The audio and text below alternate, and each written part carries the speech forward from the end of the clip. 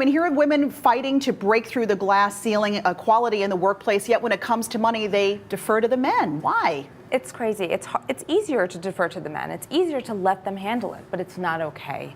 Because so often, 9 out of 10 of us are surviving our spouses. If we have to learn about money in our 80s and 90s, that is not a good time to start learning. We need to do it immediately. Millennial women especially are deferring completely to their spouses. Now, here's the thing. They're spending more in self-care than ever before. Okay, self-pampering. However, the same $34 we're paying for a SoulCycle class, we should also be putting into a savings account. Excellent point. And to that point, there was a separate survey that found 39% of millennial women struggle to pay their bills on time, and they are not saving as much as their millennial male counterparts. Absolutely. So here's 3 reasons why that's happening. Number 1 is we're making less. Everyone understands that we're making 80 cents to a male's dollar. So we're making 20% less, and yet our self-care, so coming to an interview polished, is costing us, let's say, $110 in our hair. A man's haircut costs $10. How true it is. 10 times more. We're making 20% less. And also, more women are going to college or getting higher degrees than men, so they're probably walking out of college with more debt. They have $100,000 to $200,000 worth of debt at an 8% compounded interest rate, which is going to keep them in shackles forever.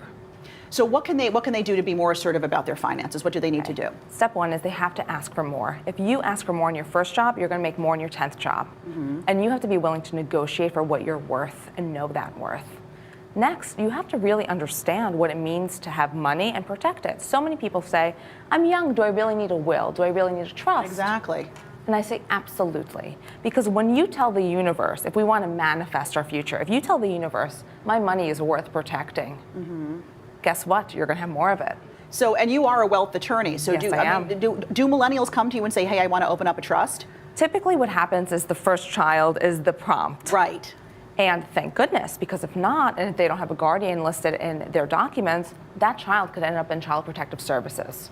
You finished high school in 2 years. You went to law school on a full scholarship. You started your own law firm at 24. You're a real slacker. As a female entrepreneur, any challenges that you faced? Absolutely. When I walked in saying I'm 24 years old and I'm going to run the biggest law firm, people laughed at me. They said, you're crazy. And you know what? Cheers to the crazy ones. Like the new Nike video that came out, crazy can do it.